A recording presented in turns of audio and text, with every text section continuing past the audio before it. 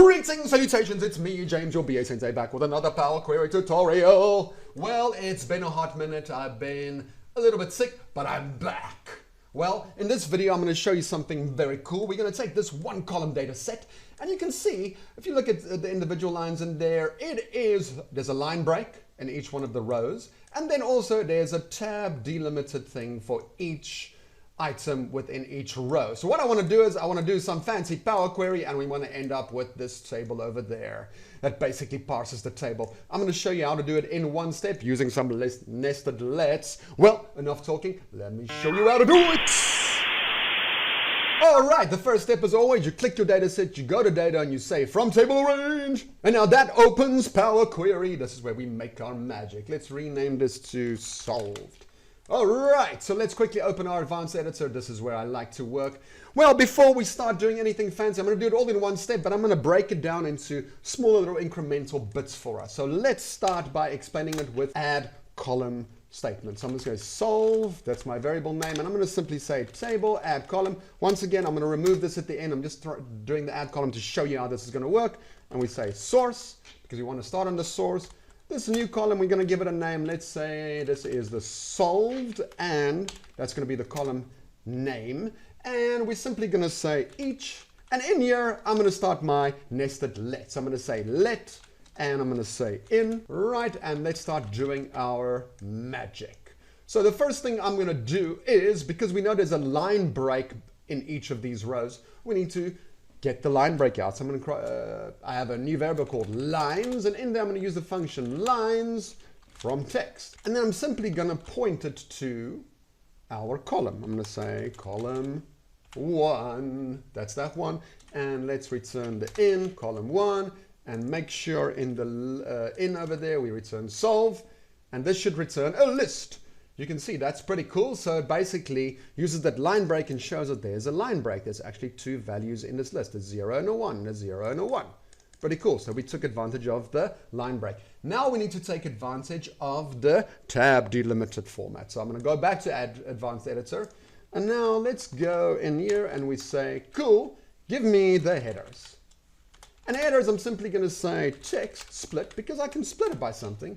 I want to split the lines, and I want to split, you can see 0 in this list is the header, 1 is the actual data. So I want to split 0, which is the header, and I want to split it by simply hash, and I want to split it by tab. This is how you indicate something that is tab delimited, right? I'm going to return the headers. Let's see what this does. So now this list should return the headers. Tab delimited headers. Isn't that cool? So let's quickly go back. And now let's do the same. I'm going to copy this out, and we're just going to put a comma there. But in this case, I'm going to paste it, and we're going to say data rows. And I'm simply going to say the first value, which is the actual data, and tab, and let's return the data rows. See what that does? So now you return the actual data as a list. You can see it's a list. Basically breaks it down as a list, not as a table. All right. That's very good. That's very good. So now the next step is let's bring it all together in kind of like a table. So we say output.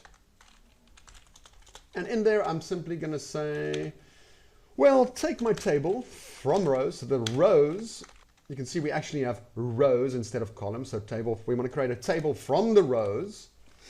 And I want to say, yeah, take the data rows. And I'm just putting it as a list because it's a list in the curly brackets. And the headers are actually called headers. So for the table now, I need to have the data, and what are we going to call the headers? And let's return the output. And you can see we're returning a table. We essentially actually solved the whole puzzle. So now what I'm going to do is I'm going to convert this entire thing. I'm going to remove that table add column, because that was just to show you how this works. And we're going to do it all in one step. I'm going to show you how to do it in one step using this logic we just went through. All right. Okay, so first of all, let's quickly start over here, and let's say we want to use a function called list transform in brackets, and I'm going to take this whole thing over there and I'm going to slap it in there. This is, and we're going to return the source. All right. Okay, cool. So this very first thing is, that's a table. That's not a list. In order to do list transform, we need to make this a list. So I'm going to say, take that and make that simply column 1. So now That's going to be one column. That's going to be column 1, and it will be a list. All right. We can get rid of the solve, the add table, the add column, the sorted, and that, because that is actually the list. We want to take that input list and we want to perform this nested let on that input list. And I need to make sure, first of all, there's no column 1 anymore because it's a list. You just put underscore to make sure we have everything intact. And hopefully if I press done, it should be done.